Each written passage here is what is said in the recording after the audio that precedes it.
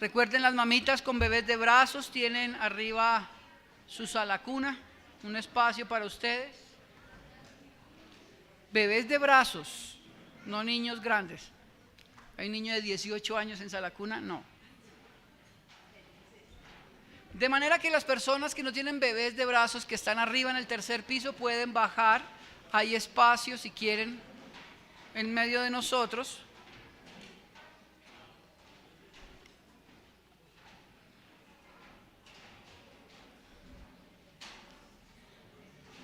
¿Ya subieron todos los niños? Sí.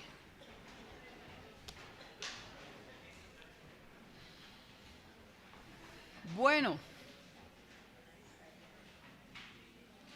sé que hoy algunas hermanas y hermanos no pudieron asistir porque están en el examen. ¿Cómo es que se llama? Usted me dijo, Washington.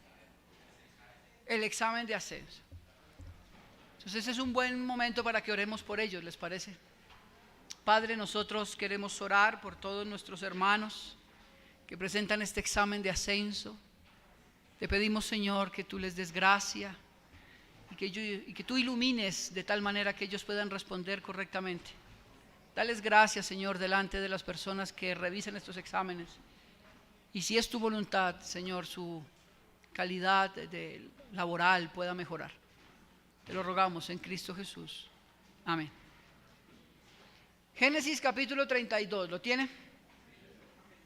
Hemos venido hablando de... Bueno, ¿quién me dice cómo se llama la serie? ¿Cómo otra vez? No oír consejo de malos. Y estuvimos los últimos domingos meditando en Mateo capítulo 23, al cual volveremos, si el Señor lo permite, tal vez en un par de semanas. Y vimos cómo la vida cristiana debe ser más que las apariencias. ¿Recuerdan eso, verdad? Cómo los fariseos son especialistas en la simulación, pero no en la verdad bíblica. Y dijimos que claramente para nosotros es un llamado a vivir de manera clara, aplicando la verdad bíblica a nuestro propio corazón. Ahora bien, tenemos esta mañana por delante tal vez uno de los capítulos más fascinantes de la Escritura. Génesis capítulo 32. Alguien podrá decir que me haya escuchado predicando por varios meses. Va a decir, pastor, pero siempre que usted va a empezar un sermón dice lo mismo. Es uno de los capítulos más fascinantes. Bueno, es que la Biblia es fascinante. Toda ella. Pero Génesis capítulo 32 es un momento determinante para la vida de uno de los patriarcas, Jacob. Este hombre tiene una serie de características que iremos viendo hoy por el texto. Es un tipo difícil y a veces nosotros tenemos por costumbre, sobre todo una costumbre de interpretación bíblica, es compararnos con los héroes de la Biblia. Entonces, algunos de nosotros es como David, valiente y dispuesto a tumbar sus propios gigantes. Otros más quieren parecerse, no sé, a Elías o Eliseo, que hace llover fuego del cielo. Pero pocos de nosotros se sientan a pensar que personajes como Jacob están allí precisamente para que podamos darnos cuenta de quiénes somos nosotros. Y somos muy pocos, porque digo somos porque yo sí tengo que reconocerlo hoy públicamente. Yo me identifico con hombres como Jacob o como Pedro, que aunque caminan en torpeza, Dios decidió salvarlos. Y estos hombres, especialmente Jacob, es un tipo dificilísimo. Raro encontrar un tipo con todas estas características negativas, pero las tiene. Y a veces nosotros debemos ver también ese reflejo de nuestro corazón. A todos nosotros nos gustan las historias. A todos nos gustan que nos cuenten historias. Si no, mire el éxito de Betty la Fea. Betty la Fea es una historia, ¿sí o no? Dividida en capítulos, pero la han repetido como 3, 4 veces. Y las 3 o 4 veces que la repiten, yo conozco a alguien, se sienta a verla. Y me dice lo mismo, es que no sé qué va a pasar. ¿Cómo no? Ya la vio. ¿Por qué? Porque nos gustan las buenas historias. Y el Antiguo Testamento nos cuenta historias, nos narra lo que sucede en la vida de ciertas personas. En este caso de Jacob. Ahora bien, yo quiero que piense que el personaje central de la narrativa bíblica en el Antiguo Testamento es Dios, no estos hombres. Entonces, cuando leemos las narrativas bíblicas, lo que nosotros necesitamos ver es qué está haciendo Dios en medio de hombres imperfectos, como usted y como yo. Y esto es clave, porque Dios también está contando una historia a través de nuestras vidas. Y nosotros no somos los personajes centrales de nuestra vida, es Cristo y a Él glorificado. Esto es importantísimo porque uno a veces piensa que es el centro de la tierra. No, es Cristo. Y la Biblia no lo describe. Teniendo esto en mente, quiero que podamos ver en el capítulo 32 de Jacob algunas cosas importantes que hoy se confunden en el mundo. Una de ellas es una razón del sufrimiento. Lo vamos a ver en esta exposición. Quiero que podamos ver del capítulo 32 solo los primeros versos, tal vez hasta el verso 7. Capítulo 32, versos 1 al 7. En muchas de sus Biblias hay un pequeño subtítulo, dice: Jacob se prepara para el encuentro con Esaú. Dice el texto: Jacob siguió su camino y le salieron al encuentro ángeles de Dios. Esto es muy importante. Y si usted puede subrayarlo en su Biblia, subráyelo. No todo el mundo tiene el privilegio de decir que ángeles le salen a su camino. Y dijo Jacob cuando los vio: campamento de Dios es este. Y llamó el nombre de aquel lugar Mahanaim. El que me diga qué significa eso tiene la entrada al cielo. Mahanaim. Y envió Jacob mensajeros delante de sí a Esaú, su hermano, a la tierra de Seir, campamento de Edom. Y les mandó diciendo: así diréis a mi señor Esaú: así dice tu siervo Jacob, con Labán he morado y me he detenido hasta ahora. Tengo vacas, asnos, ovejas y siervos y siervas, y envío a decirlo a mi señor para hallar gracia a tus ojos. Esta es una frase que hay que subrayar: para hallar gracia a tus ojos. Y los mensajeros volvieron a Jacob diciendo: vimos a tu hermano Esaú, y él también viene a recibirte, pero note, y 400 hombres con él. Entonces Jacob tuvo gran temor y se angustió, y distribuyó el pueblo que tenía consigo, y las ovejas y las vacas y los camellos en 2 campamentos. Verso 8, y dijo: si Esaú viene contra un campamento y lo ataca, el otro campamento escapará. Padre, oramos por tu palabra. Y te rogamos, Señor, que tu Espíritu aplique tu palabra a nuestros corazones. Que hoy podamos desnudar nuestro corazón delante de ti y tú nos fortalezcas, Señor. Nos permitas poder evidenciar quiénes somos, pero también quién eres tú. Te lo rogamos, mi buen Señor, en Cristo Jesús. Amén. Bueno, la historia nos narra aquí diferentes nombres. Nos está hablando de Esaú, nos habla de Jacob, nos habla de otro señor que se llama Labán. Pero ¿quiénes son todo ese poco de gente que está ahí? Bueno, en primera instancia, la historia está centrada en Jacob. ¿Quién es Jacob? Bueno, él es uno de los hijos de Isaac. Isaac, hijo de Abraham, ¿se acuerdan? Abraham, Isaac, Jacob. Ellos son los patriarcas de Israel. La nación de Israel viene de ellos 3. Jacob tiene algunas características.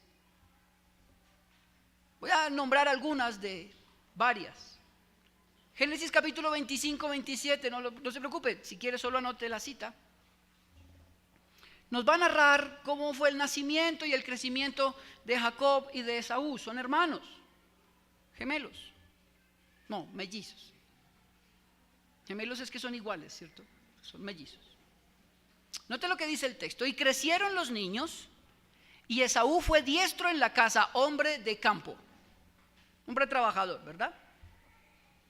Pero Jacob era varón quieto, que habitaba en tiendas. Esta comparación es muy importante. ¿Por qué? Porque dice que Jacob era un varón quieto. ¿Qué significa esto? Era un flojazo. La Biblia a veces se utiliza eufemismos, son unas palabras muy elegantes para describir una muy mala actitud. Mientras que su hermano Esaú es un tipo diestro, dice el texto, en la casa, un hombre de campo, un hombre trabajador, Jacob, por el contrario, es un varón quieto. Note, que habita en tiendas. Este no sale de la casa. Este es un flojazo, un tremendo flojazo. Note, en el mismo capítulo, el siguiente verso, nos dice que amó Isaac a Esaú porque comía de su casa. Claro, Isaac fue envejeciendo y su hijo fue tomando su lugar. Entonces salía, cazaba, traía el alimento y de alguna manera se convirtió en el soporte económico de la casa, del hogar. Mas Rebeca amaba a Jacob. No se nos puede olvidar que el Proverbio 29 dice que el muchacho consentido es vergüenza de la madre. Y si algo tiene Jacob es que número 1 es flojo y número 2, consentido. ¿Consentido de quién? De mami. Note estas ciertas características. Note que, ¿por qué me tomo el trabajo de mostrarle esto? Para que se dé cuenta que hay muy pocos personajes como Jacob en la Biblia que llenan todas estas características. 1 es un flojo. 2, su mami consiente a bebé. Él es bebé a cacha. Pero no se le puede olvidar el proverbio. El hijo consentido es vergüenza de la madre. Y si algo fue Jacob, fue vergüenza para su mamá. Luego nos sigue relatando el texto bíblico que Jacob, como es tan flojo, es lo que llaman hoy en día esa malicia indígena. Que es muy rápido, es muy sagaz. Y entonces se sienta esperando a que llegue su hermano de la casa. Viene cansado de trabajar, viene con hambre. Y entonces prepara un potaje de lentejas. Está ahí revolviéndolas. Y el olor es tal que su hermano le dice: uy, deme un poquito. Claro, viene con hambre, viene cansado, pero este que es un flojazo es muy sagaz para las cosas. Y le dice: bueno, está bien, yo le voy a dar, pero si usted me vende su primogenitura. ¿Cómo? Este tipo está dispuesto a tumbar a su propio hermano. Y efectivamente lo logra, porque si usted lee Génesis 25:31, dice que Jacob respondió: véndeme en este día tu primogenitura. Y entonces Esaú, miren lo que dice: he aquí, yo me voy a morir, ¿para qué pues me sirve la primogenitura? Y dijo Jacob: júramelo en este día. Y él le juró y le vendió su primogenitura, un hombre que entregó su mayordomía porque tenía hambre. Pero su hermano sabía, Jacob sabía que Esaú era bien comelón y que venía muy cansado del trabajo. Entonces le preparó todo de una manera desleal para quedarse con la primogenitura. Varias características tiene: es flojo, es sagaz, es desleal, consentido de mami. Note esto. Capítulo 27. Que esto es tremenda. Este es otro lindo capítulo de Génesis. Isaac se está quedando ciego, él no reconoce a sus hijos por la vista. Y la Biblia dice que Esaú era muy peludo y Jacob sin un vello.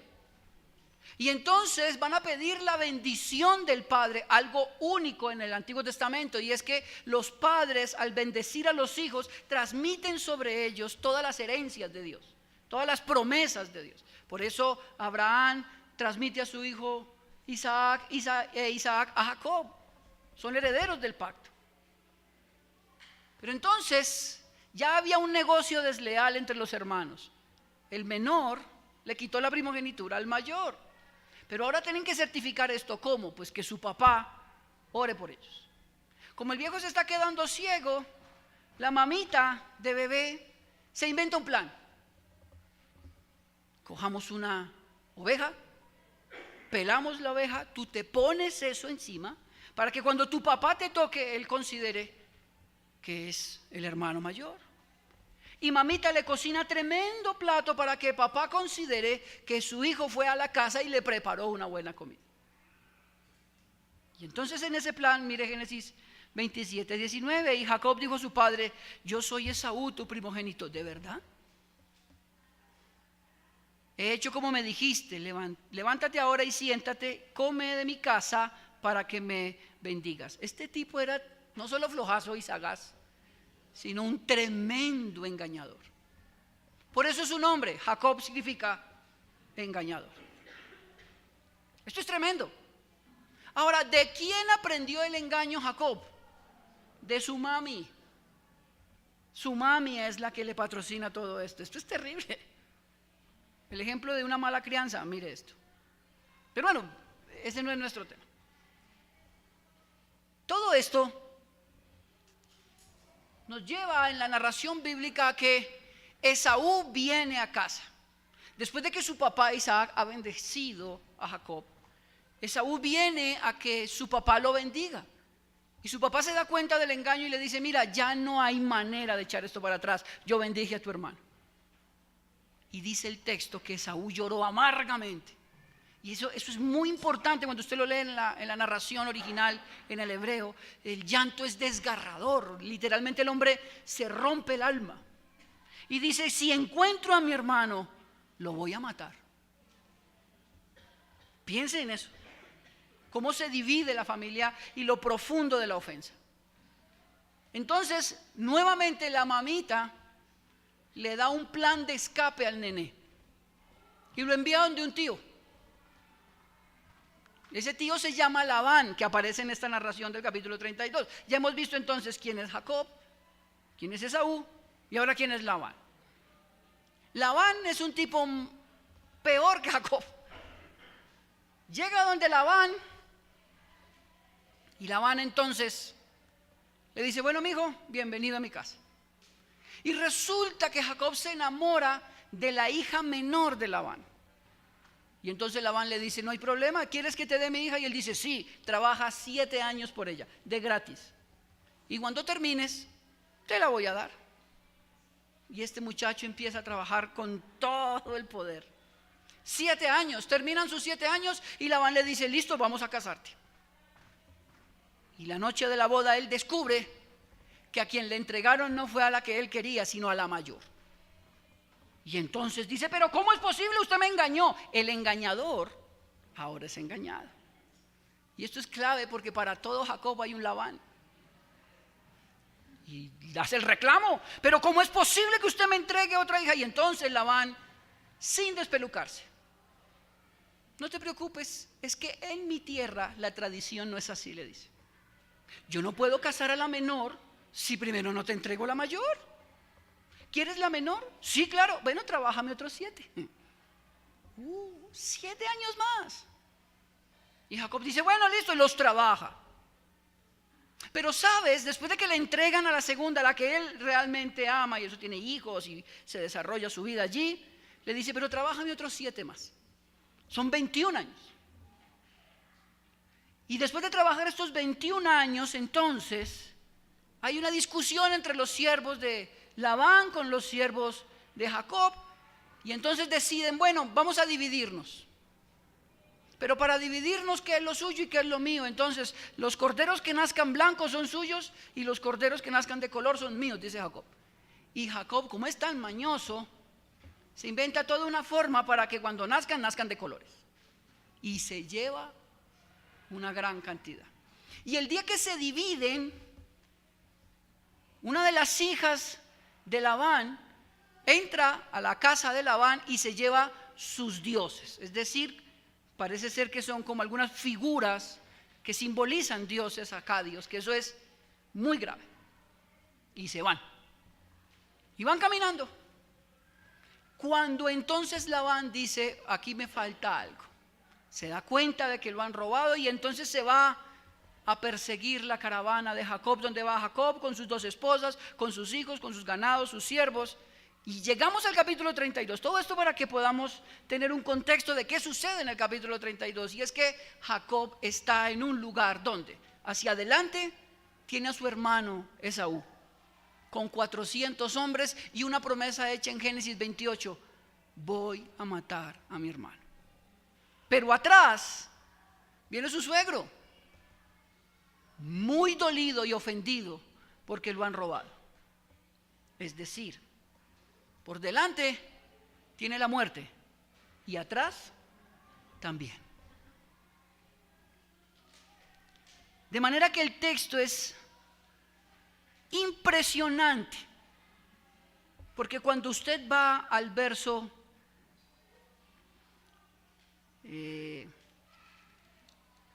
22 del capítulo 33, donde el mismo capítulo 32, perdón, 32, 22, usted va a descubrir algo ahí, y es que Jacob pelea con Dios. Única vez que la Escritura narra un suceso como este. Usted puede encontrar que la Biblia le dice a Jeremías que es un llorón. Puede encontrar también que David es el hombre conforme al corazón de Dios, que hacía todo lo que Dios quería.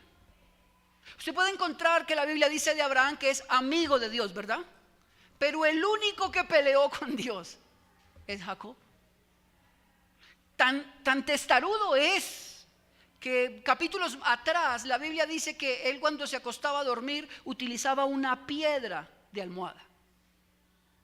O sea, ese sí es bien cabezadura. Es un tipo único. De manera que nos permite ver a nosotros realmente la testarudez del corazón humano.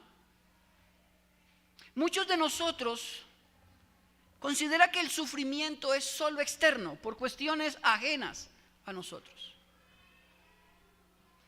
Sube o baja el sueldo,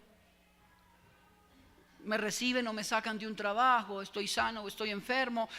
Consideramos que mucho del sufrimiento, y en parte lo es externo. Pero Jacob nos deja ver que el sufrimiento también viene del corazón, de acciones equivocadas. Que nosotros sí somos responsables en mucho sentido de nuestras decisiones. Las cosas no pasan porque sí. Algunos de nosotros quisiera equivocarse y endosar a otro la responsabilidad y hacer lo que hizo Adán. No fui yo, Señor, la esposa que me diste. Esa señora es terrible, yo no. Jacob viene huyendo de sus propias decisiones. Y ahora entonces en el capítulo 32 Jacob va a enfrentar su propia realidad. Algo que todos nosotros, sin excepción, vamos a enfrentar. Nos vamos a enfrentar con la realidad de quién realmente somos nosotros. Tenemos una imagen de nosotros mismos muy rara. Somos muy buenos. Somos muy justos. Nosotros nos miramos al espejo y casi que nos decimos, wow, estoy asombrado de quién soy. Pero bueno es Dios, que por circunstancias ordinarias Él revela la grandeza de su señorío sobre nosotros. Y entonces en circunstancias que para otros son normales, a nosotros nos rompe el alma. Y ahora nos vamos a dar cuenta con realmente quiénes somos, lo que le pasó a Jacob. Y cuando nosotros llegamos al verso 22 del capítulo 32, no es simplemente la lucha de un ángel con un hombre, es lo divino con lo humano. ¿Qué va a prevalecer? ¿Qué prevalece entre esa lucha de mi propio corazón y Dios sobre mi vida? Y esa es una pregunta para nosotros. Bueno, ¿qué prevalece? ¿Prevalece mi propia testarudez, lo que yo soy, o realmente Dios está gobernando? En el caso de Jacob, es que después de la lucha con el ángel va a cojear toda la vida. Y ahora es evidente físicamente que es incapaz. Quedó marcado de por vida. Y esto a mí me deja ver algo, que todo aquel que se ha encontrado con Cristo no es el mismo.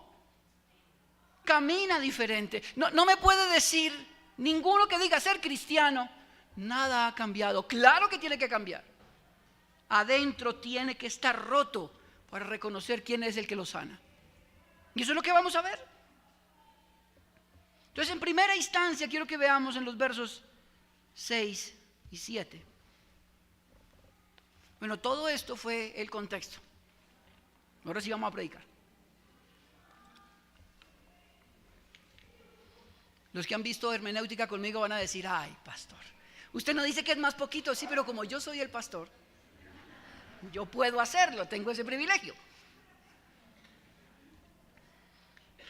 Versos 6 y 7 dice, y los mensajeros volvieron a Jacob diciendo, vinimos a tu hermano Esaú, y él también viene a recibirte, y 400 hombres con él. Piense, cuando le trajeron esa noticia a Jacob, ¿qué debió haber sentido ese hombre? Yo me lo imagino, qué bendición. Viene mi hermano, mi amiguis. No, y no viene solo, viene con un ejército de 400. Su hermano ha jurado matarlo. ¿Por qué? Porque lo odia. ¿Sabe, querido hermano? Nunca antes la Biblia dice esto que vamos a leer de Jacob, verso 7. Y entonces Jacob tuvo ¿qué? Gran temor. Pero no solo un gran temor. ¿Qué dice? Se angustió. Claro. Pero pastor, no. ¿Acaso los personajes bíblicos no son como superhéroes que no les pasa nada? No, note a este hombre. Temor y angustia son dos emociones que usted y yo también experimentamos. Y las experimentamos cuando tenemos por delante situaciones que no podemos controlar. Y qué bueno que eso suceda. Porque entonces, según Lucas capítulo 8, verso 17, quiero que note esto, dice, porque no hay nada oculto que no haya de ser manifestado, ni escondido que no haya de ser conocido y de salir a la luz. ¿Por qué es bueno estos tiempos de angustia y de dificultad? Porque va a salir a la luz tu propio corazón. Ah, qué bueno es esto. Yo nunca me había sentido así, pastor.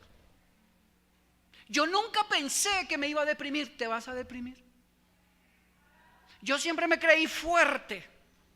Yo siempre tuve una respuesta para todo, pero hoy no sé qué hacer. ¡Qué bueno! Pastor, yo nunca le tuve miedo a nada, pero hoy el pánico me hace cautivo de su vida. Salir a la calle ahora para mí es un problema. Se llega a cierta edad donde es muy difícil. Hace poco fui a pasar la calle y había un señor del otro lado de la acera que no me hablaba, pero me hacía caras. Y yo me di cuenta que era conmigo, entonces pasé hasta donde él, un hombre tal vez unos 50 y algo de años. Y un poco enredado me dijo, ayúdeme a cruzar. Y le dije, claro, no hay ningún problema. Y entonces cuando le iba a cruzar me dijo, es que hace 3 meses sufrí un ACV y hoy me da pánico cruzar la calle. Cuando cruzamos la calle me dijo, yo nunca esperé verme en esta condición. Las cosas cambian, queridos hermanos. Y estas circunstancias que igual Dios sigue gobernando, sacan a flote quiénes somos realmente. Recuerde el texto, nada va a estar oculto, nada va a salir a flote. Y en este caso específico, Jacob está en un lugar donde toda su vida le pasó por delante. ¿Y ahora qué vamos a hacer? Tanto que dice el texto que tuvo temor y angustia. 2 sentimientos que yo le aseguro usted va a experimentar o está experimentando. Nos pasa la vida por delante. ¿Y ahora qué hacemos? Hermanos, quiero que lea nuevamente el texto. Entonces Jacob tuvo gran temor y se angustió. Y note lo que va a hacer en el verso 7. y distribuyó el pueblo que tenía consigo y las ovejas y las vacas y los camellos en 2 campamentos. Si usted puede, subrayar ese verso, porque ese verso es la resolución a un problema que le da Jacob. Ok, viene mi hermano, viene con 400, me va a querer matar a mí. Lo que yo puedo hacer es dividir el campamento, cosa que si mata a unos, los otros escapan. Esa es una resolución muy humana de la situación. Y quiero que note cómo dividió esto y hasta dónde está dispuesto a sacrificar. Note el verso 2 del capítulo 33, que es después del encuentro. Note lo que había hecho él. Y puso las siervas y sus niños delante, luego a Lea y sus niños, y a Raquel y a José los últimos. Si nota cómo distribuyó de lo menos importante a lo más importante. Si nosotros quisiéramos preguntarle en algún sentido, Jacob, ¿tú a quién amas? Este orden nos deja ver qué era lo primero para él, lo secundario y lo terciario. Él estaba dispuesto a que sus siervas y los hijos de sus siervas fueron los primeros en ser sacrificados, olvidando ciertamente que los hijos de las siervas eran hijos suyos. Luego está dispuesto a poner a Lea y sus hijos, y por último a su mujer amada y a José. Si hay algo que va a sacar a flote lo que realmente amamos, son esos tiempos de angustia y dificultad. Y entonces la pregunta es, en esos tiempos de angustia, ¿a qué estamos dispuestos a sacrificar? Y si usted hace una lista, eso primero que usted va a poner dispuesto a sacrificar es lo que usted menos ama. El texto nos lleva a esta conclusión. Ay, pues si se va a perder eso, pues que se pierda. ¿Lo ha dicho usted alguna vez? Porque para usted no es importante, pero lo que usted considera muy importante no lo va a soltar. Y este hombre está dispuesto a eso. Y está de alguna manera enceguecido frente a la realidad de su situación. Él todavía considera que puede solucionarla él mismo. Bueno, ya no hay nada más que hacer, me imagino que habrá pensado, igual viene mi hermano contra mí, pues dividamos esto. Y si se va a perder, pues que se pierda lo menos importante. Pero Lea y José, que son lo más especial para él, va al final del final, para que nadie los toque. Queridos hermanos, esto es importante, ¿sabe? Porque el corazón es engañoso. El suyo, el mío y el de Jacob. Y podemos estar en situaciones como estas, donde no hay escapatoria. No hay nada que hacer. Situaciones difíciles, angustiantes, dolorosas, sufridas. Y que pareciera entonces que estamos caminando solos en medio de un momento terrorífico. Pero recuerda que yo le dije a usted, subraye el verso 1. Vaya conmigo al capítulo 32, verso 1.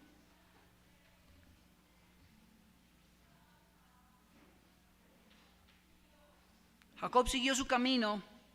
¿Y qué dice ahí? Le salieron al encuentro ángeles de Dios. Moisés, quien consideramos es el escritor de este texto, por revelación del Espíritu Santo. Él no pone este texto aquí porque sí. Recuerde, el Espíritu Santo usó a este hombre para que tuviéramos claridad frente a este evento. Y esto es importante, en medio del sufrimiento, Dios primeramente ha enviado a sus ángeles para que le acompañen. ¿Y esto por qué es importante, pastor? ¿Por qué es importante para mí? Porque en estos momentos determinantes donde sale a flote nuestro corazón, Dios camina con nosotros. ¿Y esto por qué es tan importante? Porque usted no está solo. Escúcheme bien aquí. Aunque pareciera que no se escucha la voz de Dios, aunque pareciera que el cielo es de bronce, como dicen algunos, y que mis oraciones no ascienden, Cristo ha prometido caminar con nosotros. Y aun cuando nosotros nos podemos sorprender de la maldad de nuestro corazón, Cristo camina con nosotros. Él no se sorprende. Él no va caminando con nosotros diciendo, wow, Martín, terrible. Yo no esperaba eso de ti. No, quien no esperaba eso de mí era yo mismo. Pero el Señor sabe quién soy yo. Y sabe, por el texto, Dios sabía que Jacob llegaría a este punto, que estaría solo, dispuesto a sacrificar sus cosas, que tendría por delante un hermano dispuesto a matarlo y atrás de él un tío también que viene muy ofendido. Y entonces en el verso 1, cuando Jacob sigue su camino a enfrentar su propia realidad, envía a sus ángeles para que le fortalezcan. ¿Sabe? Esto debería de nosotros alentarnos el corazón. No caminamos solos. Y aunque nuestro propio corazón nos reprenda, más grande es Dios, dice Juan. Y aunque nuestras propias acciones sean terribles, la gracia de Cristo supera nuestras acciones. Y qué bueno que así sea, porque puedo aferrarme a la cruz y reconocer que yo no vivo más, vive Cristo en mí. Que necesito entender que mi corazón no me gobierna. Enfrentar la realidad de mis propias decisiones, de lo que no hice bien. Sí, debo reconocer, hombre, yo me equivoqué. Por mucho tiempo yo creí que eran los demás, no soy yo. Yo tomé esas decisiones. Jacob fue el que engañó a su papá, Jacob fue el que mintió a su hermano, Jacob fue el que con su mamá fraguaron un plan y terminaron haciéndolo mal. Jacob lo hizo. El que era bien flojo era Jacob. No era una cuestión de subsidios del Estado, era él. Era su propio corazón, flojo. Yo necesito encontrarme con esa propia realidad, pero en medio de ese dolor que puede causar entender quién soy, Cristo camina conmigo. Él no me ha abandonado. Y esto es lo mejor. Cristo no se decepciona de mí. ¿Usted se imagina? ¿Se imagina si Jesús me mirara un día y me dijera, ay, no, Martín, definitivamente yo esperaba más de usted? Eso lo hacemos nosotros. Pero mi Cristo, el que dio su vida por mí, Él sabe quién soy yo. Él sabe mis acciones, que yo he intentado taparlas, pasar por encima un tapete para que eso no se note. Él sabe mis acciones. Y en su gran amor descubre mis acciones para que yo reconozca mi maldad. Pueda venir a Él. Pueda arrepentirme y pueda decirle, Señor, si tú no me salvas, nadie me salvará. Y esta es esa mañana, queridos hermanos. Una mañana donde nosotros necesitamos enfrentarnos con la propia realidad de nuestros corazones. Le queremos huir a eso. No queremos hacernos responsables de quién somos. Y cada personaje bíblico ha pasado por ahí.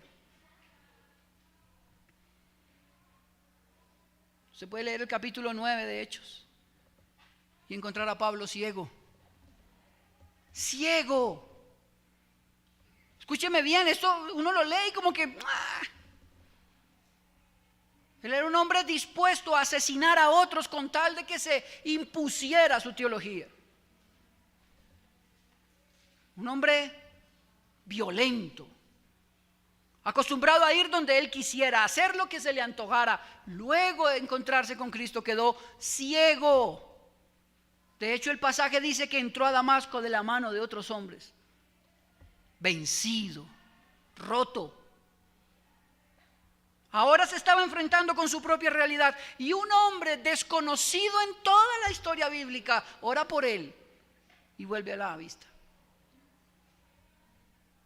No fue el rabino, no fue el apóstol, como seguramente esperaba Pablo, porque él era muy importante. No cualquiera oró por él, porque lo importante aquí era Cristo. Pedro, piensa en Pedro, la noche después de negar a Cristo. ¿Sabe qué dice el pasaje en Mateo 26? Dice que él lloró amargamente. Yo le aseguro que esa noche nunca se le olvidó a Pedro. ¿Usted se imagina cuando Cristo está siendo crucificado y él mirando de lejos, recordando que una señora cualquiera le dijo, usted es de ellos, y él empezó a decir groserías e improperios para salirse de ahí? viendo la última gota de sangre de su Señor correr por el madero, y él una noche antes lo había negado. ¿Y a quién iba a culpar? Él era el responsable. Usted vaya al Salmo 51 y encuentra a David diciendo: yo he pecado contra ti, soy yo. Yo entiendo que he sido el que ha tomado las decisiones equivocadas. Soy yo, después de que vio a una mujer desde la terraza y decidió tomarla para él. Y no solo la tomó para él, mandó matar a su esposo. Y luego lo tapó, pero Dios envía al profeta Natán. Y sale a flote la pecaminosidad de su corazón. El abuelo, el padre de Isaac, abuelo de Jacob. Capítulo 22 de Génesis, usted lo encuentra. Obedeciendo una orden única del Señor: hey, sacrifícame tu hijo. Son 3 noches de camino. Algunos teólogos puritanos dicen que son las noches de oscuridad del alma, como que todo creyente vive eso. Piense en Abraham. Piense que él está esperando de alguna manera una contraorden. Que Dios le dijera: no, era molestando. Tranquilo, devuélvase para su casa. Eso nunca pasó. Piense en Abraham en su mente, articulando la respuesta para la mamá de ese hijo. ¿Qué le voy a decir?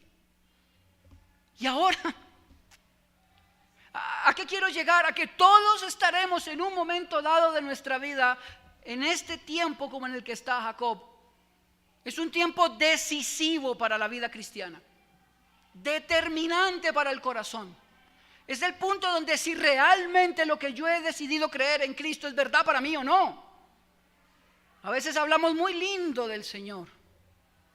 Wow, y podemos convencer con esa verdad porque es una verdad de Dios, pero ¿yo la creo? ¿Estoy dispuesto a abandonarme completamente en la cruz? ¿De verdad es Cristo quien gobierna? ¿Soy yo el primero en reconocer mi propio pecado y correr a Cristo sabiendo que de Él emana la gracia? Esas son las preguntas que deben generarnos textos como estos. Esto es lo que nosotros deberíamos meditar realmente como creyentes. Y hoy, que es un día para tomar la cena, deberíamos tomar la cena absolutamente convencidos que no somos nosotros, es Cristo. Esto es tremendo, porque el texto nuevamente en el capítulo 32 nos dice que los ángeles caminaron anticipadamente con Jacob. Yo les dije qué significa Nahanaim, ¿se acuerdan? Bueno, Nahanaim significa 2 campamentos. Y en algún sentido lo que el escritor bíblico nos quiere permitir ver a través del texto es que hay 2 campamentos, uno divino y uno humano. Y el divino son estos ángeles que caminan con Jacob. Y el otro es el humano, el que él decide dividir sus estrategias, sus ideas, sus métodos. Y en algún sentido nosotros deberíamos pensar en esto. ¿En dónde estoy? ¿En lo que Dios ha provisto o en mis propias ideas? Y aquí es donde está el engaño. El mundo nos ha hecho creer a nosotros, aún como iglesia cristiana, que nosotros tenemos el poder para gobernarnos a nosotros mismos. Que de nosotros emanan las soluciones a todos los problemas. Que el problema más difícil es: levántese más temprano. ¿Le hace falta dinero? Trabaje más. Y Eclesiastés dice: el que más tiene, más consume. No, le hace falta sentirse amado. Busque algo que le dé identidad. No sé, la música. Vuélvase un Terian. Alguna cosa que le genere identidad. Sí, pero porque en últimas tenemos esa posibilidad nuevamente. Si hay 2 campamentos, uno que provee Dios por medio de sus ángeles y otro que tengo yo. Este hombre siempre camina en sus propias decisiones y es un patrón de conducta de Jacob desde siempre. Él se mueve según lo que Él quiere. El problema es que en el capítulo 32 no tiene a dónde huir. Y entonces, este hombre deja ver que él no entiende claramente el concepto de caminar con Dios. ¿Y cómo lo podemos ver? Note capítulo 32.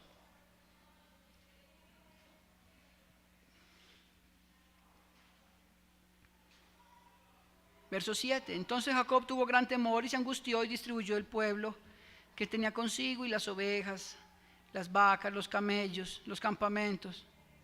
Y dijo, si viene Esaú contra un campamento y lo ataca, el otro campamento escapará. Versos antes ha dicho que a su hermano quiere llevarle animales. Ahora, el Antiguo Testamento describe la riqueza no por economía, o sea, no por billetes, sino por posesiones. Y este tipo lo que tiene son posesiones. Y está dispuesto a entregárselas a su hermano con tal de que no lo mate. Pero cuando usted llega al capítulo 33, verso 1 en adelante, usted se va a dar cuenta que su hermano no le pidió nada. ¿Y por qué esto es importante? Porque la Biblia describe que lo importante para el creyente es entender la gracia en Dios, no lo que tú puedas hacer. ¿Quién solucionó realmente el problema? Dios. El que convenció el corazón de un hermano herido por los años fue Dios. No le costó una sola oveja. ¿Esto qué me deja ver? Jacob no comprende la gracia.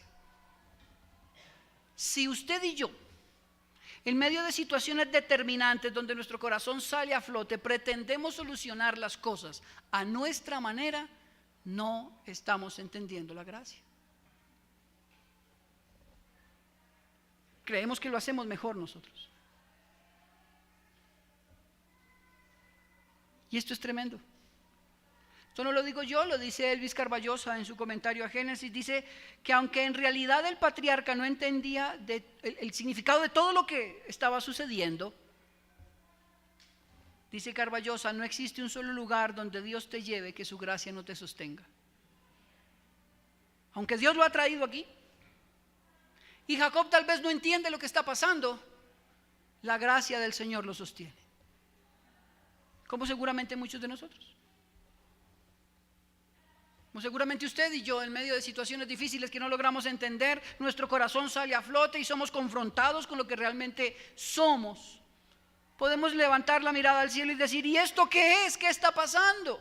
Y seguramente no sepamos claramente la verdad. Dios está presente. Y entonces el texto.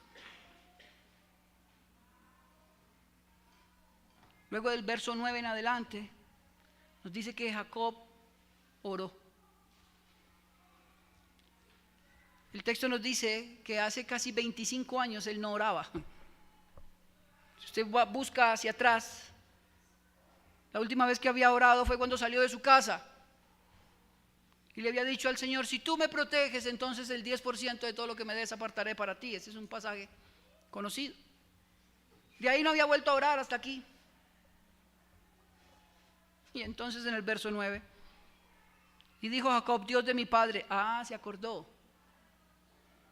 En medio de la situación, ¿verdad? En medio de su oscuridad se acuerda que hay un Dios, pero note lo que dice, el Dios de mi padre Abraham y Dios de mi padre Isaac, Jehová, que me dijiste, vuélvete a tu tierra y a tu parentela, y yo te haré bien. Absolutamente, Dios le había dicho que se devolviera.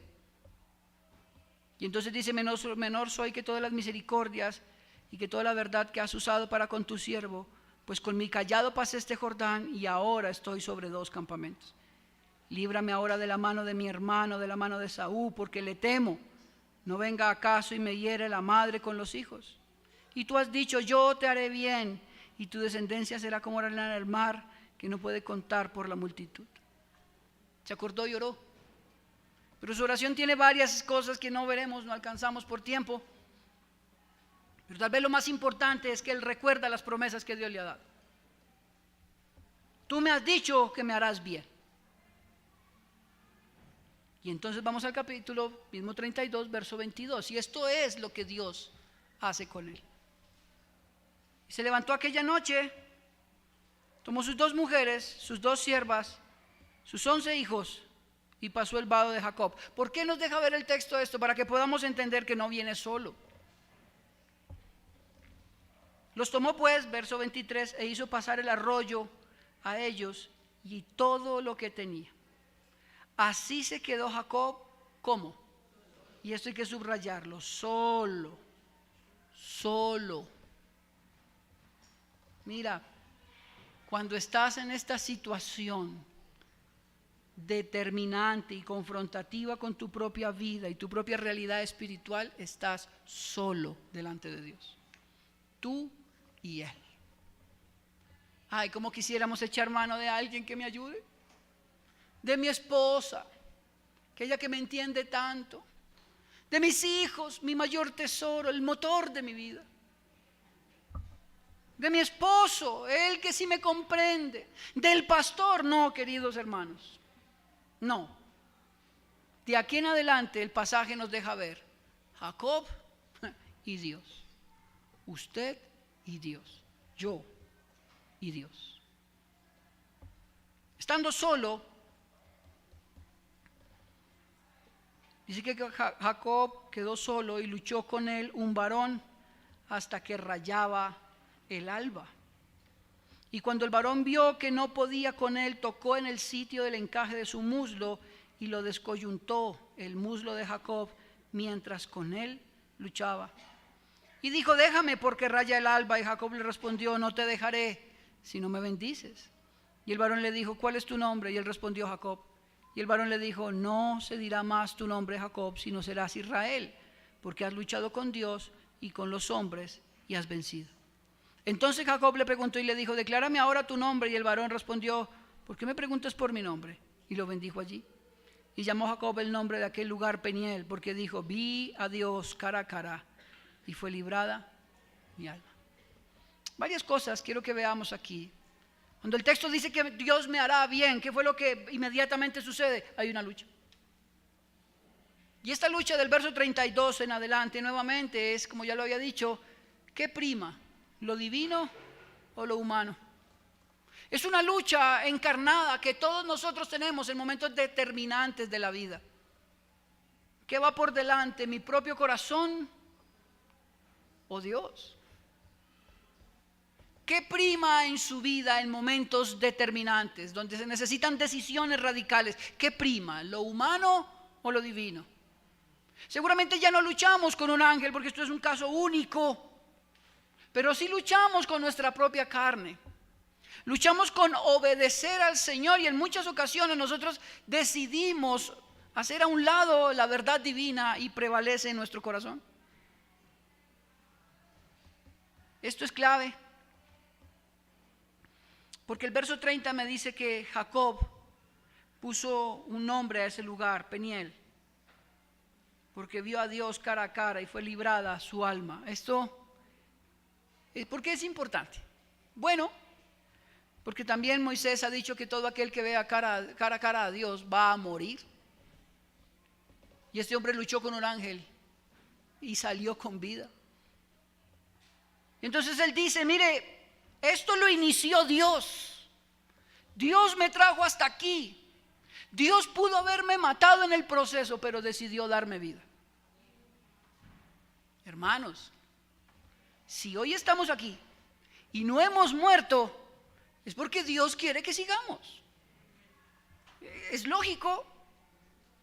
Sí, aunque hayan momentos donde hay tensión, el corazón sale a flote y está esa lucha entre lo que debo hacer y lo que quiero hacer.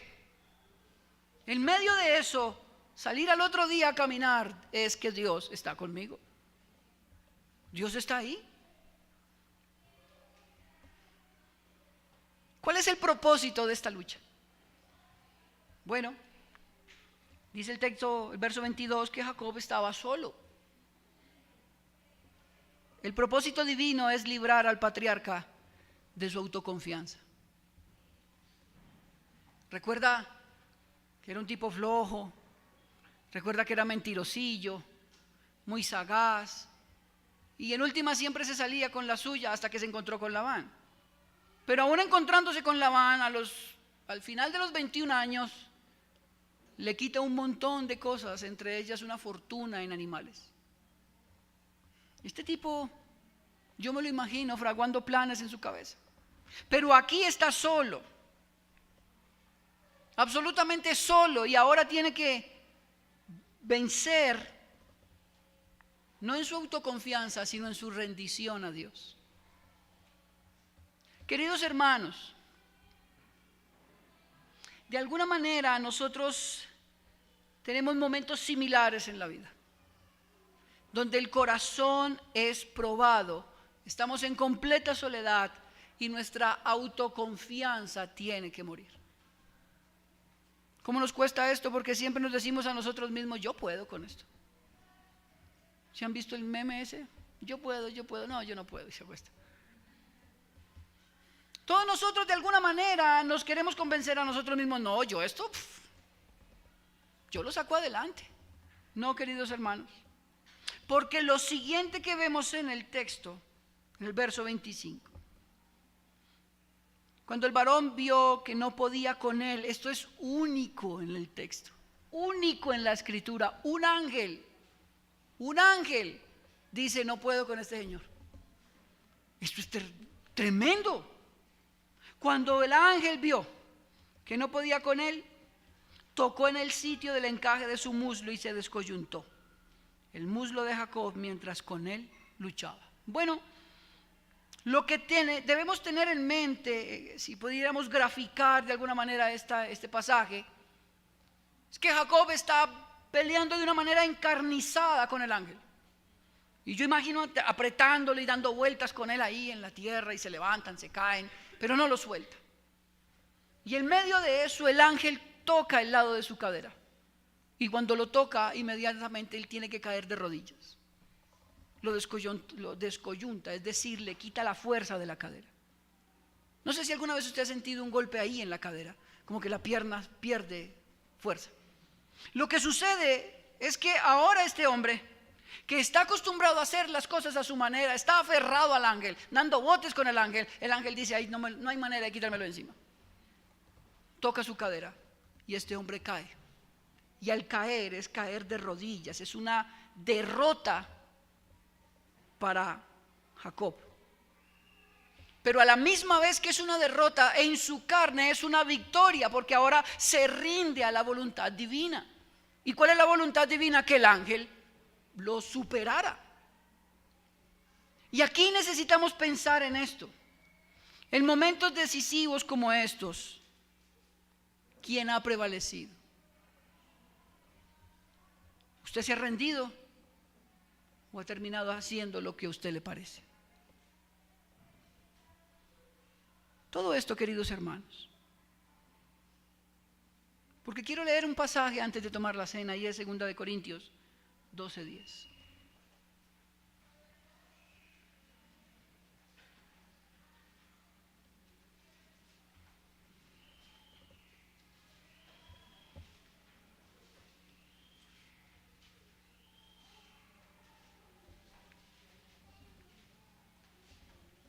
Note el texto. ¿Lo tiene? 2 Corintios 12:10. Por lo cual, por amor a Cristo, me gozo en las debilidades. Pablo, perdóname, ¿en qué te estás alegrando? ¿Realmente en qué te gozas, Pablo? Yo me gozo, respondería Pablo, en las debilidades. Pablo, espérate. Eso va en contravía por completo de lo que nosotros pensamos. Nosotros nos gozamos en nuestras fortalezas. ¿Quién de nosotros se goza diciendo, yo no soy capaz de hacer eso? ¿Quién de nosotros se goza diciendo, no, mire, yo le tengo temor a tal cosa? No, a mí no me hable de eso. Por el contrario, nosotros nos gozamos en decir, mire mis títulos, mire lo que yo he logrado hacer, mire mi capacidad, mire mi fuerza, mire hasta dónde yo he llegado. Pablo, ¿y tú en qué te gozas? En debilidades. Pero no solo en debilidades, no te en afrentas. La vez que fulano habló de mí, qué bueno fue eso. ¿De verdad, Pablo? La vez que me acusaron y me latigaron 33 veces. Y diríamos nosotros, Pablo, algo te patina.